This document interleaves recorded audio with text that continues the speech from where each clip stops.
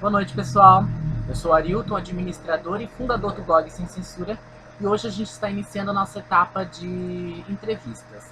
Hoje o entrevistado vai ser o Guilherme Goulart, design gráfico do blog e administrador. Bom, Guilherme, então a gente já vai começando assim, depois a gente dá uma pausinha, relaxa, vai descontrair. E eu vou começando já tocando assim na sua infância. Ninguém conhece ele praticamente, né? Poucos conhecem, poucos sabem, porque eu até então era sozinho no blog, não achava ninguém que prestasse comigo, porque eu tinha um designer lá que faz as coisas no Paint. Achei um designer que entende do assunto e que está comigo até agora. Então, Guilherme, como é que é a sua infância? Como que ela foi? Como que ela te marcou? O que foi de bom que aconteceu nela? O que foi de ruim que aconteceu nela? Quais as lembranças que você mais tem antiga da sua infância? Bom, é difícil de falar um pouco da minha infância, até porque eu faço um bloqueio de tudo que eu vivi na infância. Foi difícil para mim, ainda é difícil lidar um pouco com a minha infância, até porque eu tive maus momentos na infância, não por minha culpa, por outras pessoas também, mas eu não posso culpar todo mundo a todo instante por tudo que aconteceu na minha vida. Quando você é criança, você acaba aceitando muita coisa, não por respeito, mas tanto por medo. Pela minha parte foi isso. Eu não sei com outras pessoas, mas é que medo acaba fazendo coisa. Eu bloqueei a minha infância por um momento, porque aconteceu coisas ruins, mas se tem uma coisa que eu ainda fico remoendo, deve ser talvez pela falta do meu pai, pela presença dele na minha vida, e eu não ter o carinho que precisava dele, a atenção. Foi difícil para mim como é até hoje, porque hoje, aos 19 anos, eu não dou nada. Meu pai sempre pagou pensão, me buscava para ir na casa dele passar o final de semana, só que não fazia diferença. É como se ele não fizesse nada disso. E é difícil. Isso. É difícil mesmo. Coisas boas eu não sei diferenciar sobre o que aconteceu na minha vida. Porque eu não sei se aconteceu algo de bom na minha vida. O nascimento do meu irmão foi na minha adolescência. Talvez se eu tivesse ganhado irmão na minha infância, talvez deveria ter sido o ponto alto da minha alegria na infância. Mas não, foi na adolescência. Eu não sei definir o que foi bom. Talvez o que eu passei de mal deve bloquear o que eu passei de bom também. E pode ter as coisas divertidas que aconteceram na minha infância, mas não fez parte do um pouco que me marcou. Você brincava muito quando era menor? Não. Nunca foi de sair, jogar É, bola? eu não, os meus familiares não deixavam eu sair de casa. Eu morava com a minha mãe, pai, os fundos. Na frente do terreno morava minha avó e meu avô. E eu era sempre um menino super protegido. Eu não podia brincar. Se eu saísse todo dia para brincar, pra ir na casa de algum amigo brincar, eu tava saindo muito, coisa fixa, sair pra brincar na casa dos outros. Eu tinha que ter minhas próprias coisas, meus próprios brinquedos e não podia ter amigos. No caso, era uma super proteção que acabava te bloqueando de todo mundo. Tu tinha que É, brincar contigo e era só você e você. isso, era eu mesmo brincando comigo. E foi ainda pouco que eu comecei até bloqueando amigos também. E como era em relação às moradias? Vocês mudavam muito, pouco? É, visitaram Santa Catarina inteiro, outros estados? Bom, Viajavam muito? até a separação do meu pai e da minha mãe, eu morei sempre em Tubarão, daqui em Santa Catarina. Eu conheci a cidade de Cabo Rabo, eu conhecia a cidade inteira. E isso aconteceu em 2003, quando meu pai e minha mãe se separou do meu pai, e aí ela conheceu um outro namorado e tal, a gente foi morar em Laguna. Depois ela se deixou desse namorado, terminou com ele. Aí ela começou a conhecer meu padrasto atual hoje.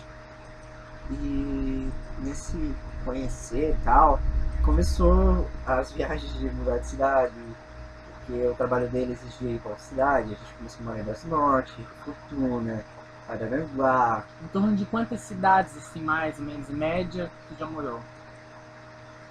Eu fui morar em Braço Norte, Fortuna, Tubarão, Araranguá, Capão de Baixo, Criciúma só nasci lá. Eu acho que eu devo ter passado por 6 ou 7 cidades. Isso refletia, assim, na sua educação, na escola, se mudava demais, interferia? Não, eu sempre fui um aluno CDF, meu avô sempre falou que tinha orgulho de mim, por ter um neto que mudava de escola e que mesmo assim conseguia passar de ano sempre, não direto, mas eu conseguia me adaptar numa nova cidade rápido. E isso foi bom, uma coisa boa. E as amizades? As amizades. Na escola eu bloqueava um pouco, até porque eu não podia ter amigos, até porque minha mãe não deixava sair de casa, então eu não tentava ter amigos se eu não podia sair com eles, se eu não podia brincar com eles na época de escola, da infância. Até na escola eu sofri bastante, porque eu era menino excluído, menino quieto. Eu era, até hoje eu sou baixinho, mas eu era um menino seco de magro. Eu comia que não podia nada, mas eu era aquele guri que era magrelo, ficava sentado na primeira fila. Eu puxava muito saco dos professores, incomodava também. Eu era uma peste na escola, quando eu comecei a incomodar de verdade.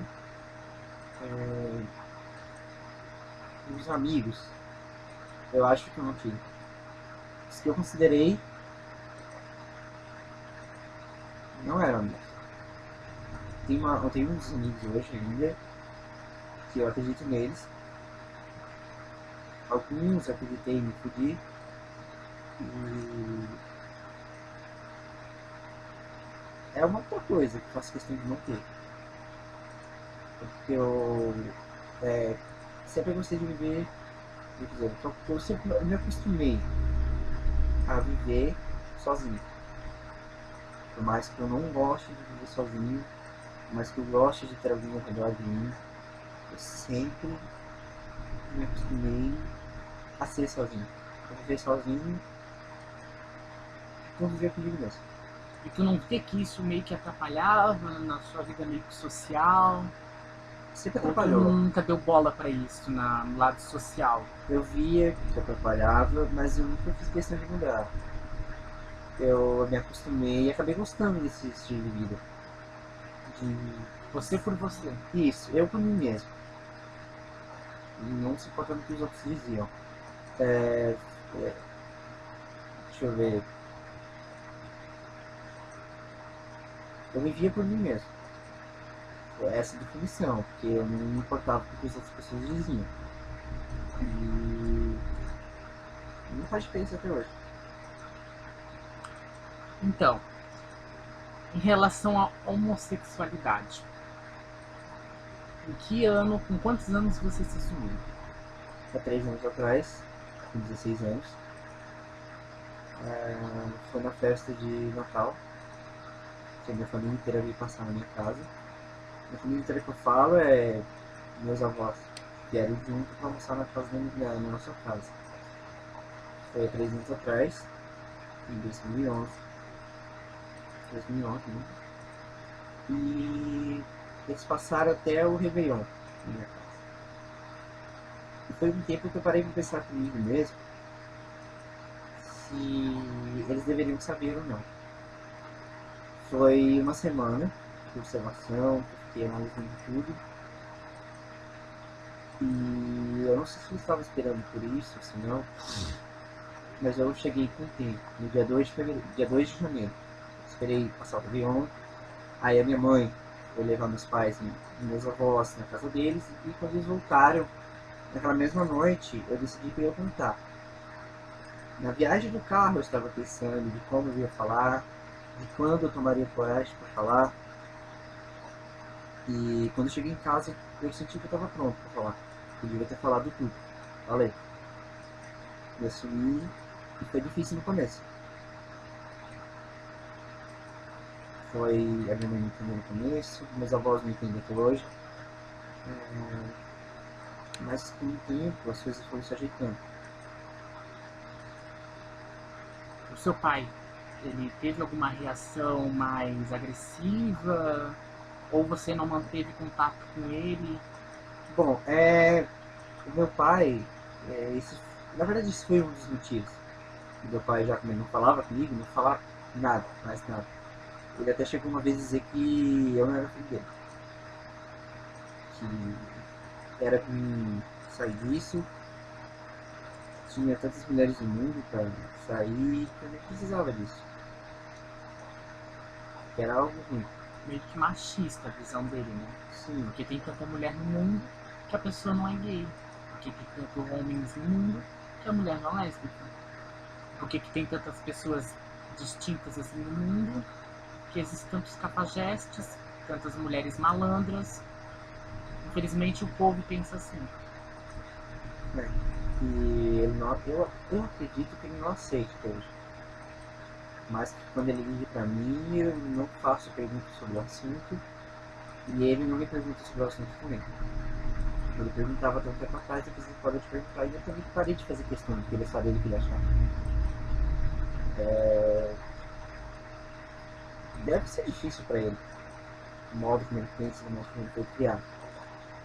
Mas eu sempre botei na minha cabeça, eu sempre disse a mim mesmo que eu não ia fazer nada pra agradar ele. E até hoje você não conversa com seu pai? Eu faço questão de não falar com ele, de não entrar em contato. As pessoas,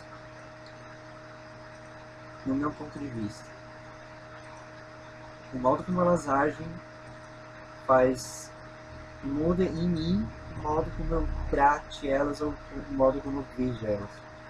O meu pai fazia questão de me excluir, de não se interessar por mim. Foi isso que eu fiz. Não dar razões para ele se interessar por mim e não se interessar por ele também. As pessoas têm um pouco disso em mim. E o que elas fazem, eu acabo fazendo de igual.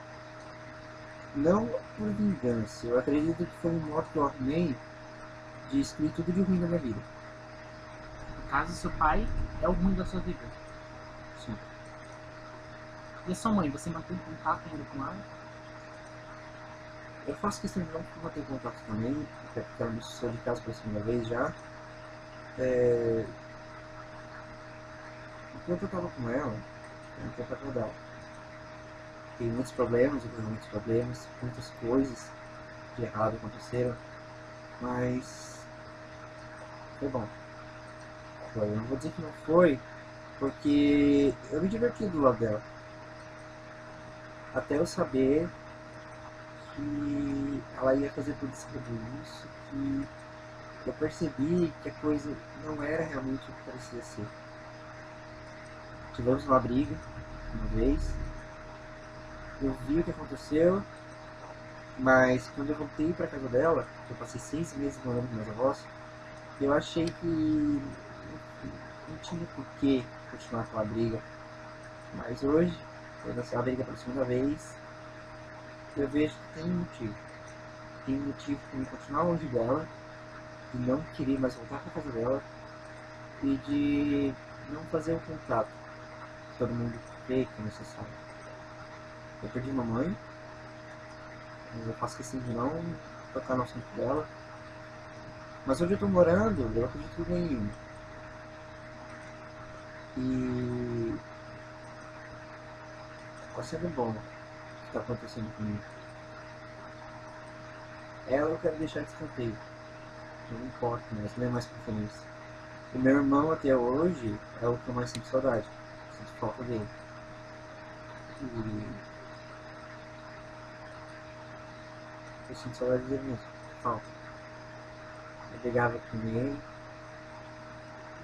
incomodava ele, mas ele faz uma falta de irmão, porque por mais que eu acho que, não sei se ele entendia, mas eu me assumi, ele já tinha nascido. Hoje ele tá com 6 anos, ele vai completar 7 agora em agosto, dia 1º. E mesmo ele sabendo que eu não gostava da mesma coisa que eu gosto, né, ele queria que eu fizesse carinho com ele queria que eu desse carinho, atenção pra ele. Ele me dava atenção. Muitas vezes eu estive triste na cama. E ele fazia questão de parar o que ele estava fazendo, de brincar e de ir pro meu quarto, deitar comigo, me abraçar, me dar atenção. E sempre que eu fui embora da casa da minha mãe, foi difícil. Não por ter deixado aquele mundo, mas por ter deixado ele.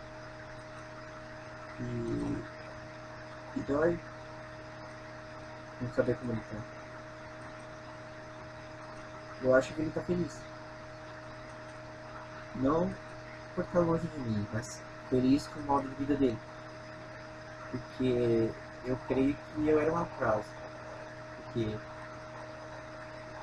eu não trabalhava, eu não morava com minha mãe. Eu fui pegar emprego em dezembro, mas eu voltei a morar com minha mãe em junho. Então eu fiquei muito tempo desempregado e fui com ela. E eu acho que muitas coisas que ela deixou de dar pra ele, acho que deve ter sido um pouco por causa de mim. Foi ruim isso. Hoje ele tá tendo uma condição de vida melhor, eu acho. Eu comecei a estudar. E eu lembro da primeira vez que eu fui estudar com ele, no dia de aula. E eu acho que pra ele deve ter sido o mesmo sentimento. Pra todo mundo deve ser o mesmo sentimento. E só quero dizer que eu continuo amando ele e eu sinto saudade dele.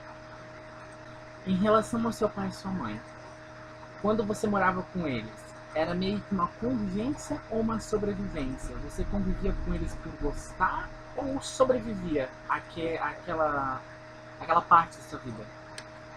Bom, até a minha infância, até a minha minha adolescência, até os 16 anos, eu acho que eu sobrevivia. Porque eu vivia uma coisa que eu vivia. Eu na verdade, não foi uma época da minha vida até lá, eu me assumi, não consegui assimilar nada pra mim. Eu não consegui trazer nada de bom pra mim mesmo. E depois que eu me assumi, pode ter sido que eu tenha contribuído com convivência. Um pouco. No começo continuou a mesma sobrevivência, porque foi difícil. Mas depois eu creio que passou a ser convivência, porque eu comecei a gostar. Voltou a ser uma sobrevivência, eu comecei a passar dificuldade e a ter problemas. Quando eu completei 18 anos também começou a piorar as coisas. Hoje, a minha relação com eles é só de sobreviver. Não é o contato que eu tenho vivo. Não é o contato também. Você mantém contato com eles por obrigação? Sim, eu mantenho informados da minha vida. Mas não de todos os detalhes também. Mas obrigação sua, não obrigação de outras pessoas te obrigarem a manter contato com eles? Não, só por mim. É uma obrigação minha. Mesmo não querendo essa obrigação. No fundo, eu sei que eu tenho que acabar ligando e comunicando alguma coisa. Então, vamos para as rapidinhas. Como o Guilherme se definiria? Bom, a minha definição depende muito do modo como eu vejo. Mas uma das minhas definições, eu acredito, que eu seja direto demais. Uma coisa boa. Consequentemente, por eu ser direto, eu acabo sendo sincero demais. Você não vai me ver sendo falso olhando pra minha cara. Porque eu não vou saber enganar com a minha expressão. Se você perguntar se eu gostei de algo, eu posso até falar que gostei, mas minha cara vai dizer que não. Eu não gostei. E eu vou falar na cara. Eu vou tentar falar na cara ao máximo. Gostou? Não. Gostei. Gostou? Gostei. Ficou bom? Eu vou ser sincero. Se for perfeito, se eu amei, eu vou falar o seguinte. Eu amei. E vocês devem estar ouvindo o barulho do Facebook aí no vídeo. Esqueci logado, pessoal. A gente Perdão. esqueceu. Logado no Facebook. Mas continuando. Uma coisa ruim minha é que também é pelo fato de ser direto. Por ser direto eu acabo sendo grosso. Estúpido. Estúpido não tanto, até porque eu tento amenizar a minha estupidez. Mas eu sou um pouco grosso. E o Guilherme é isso. Uma cor, Guilherme. Cinza. Uma cantora. Madonna. Uma música. Uma música. Uma música que pra mim Uma música que te lembre algo bom. me lembra de bom. Deixa eu ver. Se você me perguntar se eu me lembro de uma música que me lembra algo ruim, eu poderia considerar esse ruim da Madonna, que faz me lembrar de todas as vezes que eu passei solitário. É uma música marcante pra mim. Se é que eu escuto, eu lembro das vezes que eu passei noites dormindo, chorando pela solidão. E uma música boa, eu acho que Hang Up, Na Madonna também. da Madonna também. É uma música que me faz ficar agitado, que daqui 30 anos, daqui 10 anos, eu acho que vai me trazer lembranças boas do que eu tô vivendo hoje também. Porque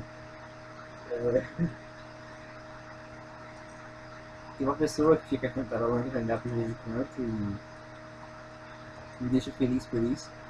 Não pelo fato de estar cantando Madonna, mas pelo fato de que isso vai deixar marcado. Porque o que eu tô vivendo hoje é uma coisa boa, é uma coisa feliz, marcante, e essa música tá marcando. Pô, Um filme. um filme que eu gostei até hoje foi Harry Potter. Tá Mas maravilhoso. eu espero ansiosamente viver para ver todos os filmes das Crônicas de Nárnia. Sou apaixonado. Um livro. As Crônicas de Nárnia também. Uma escritora. Um escritor. Eu ia falar sobre o escritor das Crônicas de Nárnia, só que a inteligência maior foi da J.K. Rowling, que era a escritora do Harry Potter, porque a inteligência maior ficou na história do Harry Potter. As Crônicas de Nárnia é uma história envolvente e que me agradou muito, mas o modo de escrever ficou com a escritora do Harry Potter. Ela foi a melhor escritora. Um lugar. Aonde eu estou? Na minha casa. Um número. 7. Um amor.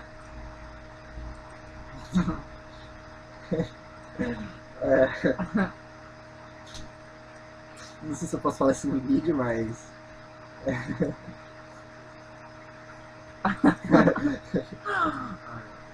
um amor é o Júnior. Uma paixão. Música. Então, pessoal, estamos terminando por hoje é só. Espero que vocês tenham gostado. Foi muito emocionante a história do Guilherme. E é isso. Quem quiser ser o próximo entrevistado é só entrar em contato comigo, entrar em contato com o próprio Guilherme, que ele faz parte da nossa equipe. Curta a página no Facebook. Acesse o blog. E é isso aí. Até a próxima. Caso ninguém apareça para fazer entrevista, o próximo entrevistado vai ser o Júnior. Apareçam, pelo amor de Deus. Tchauzinho. Tchau, gente.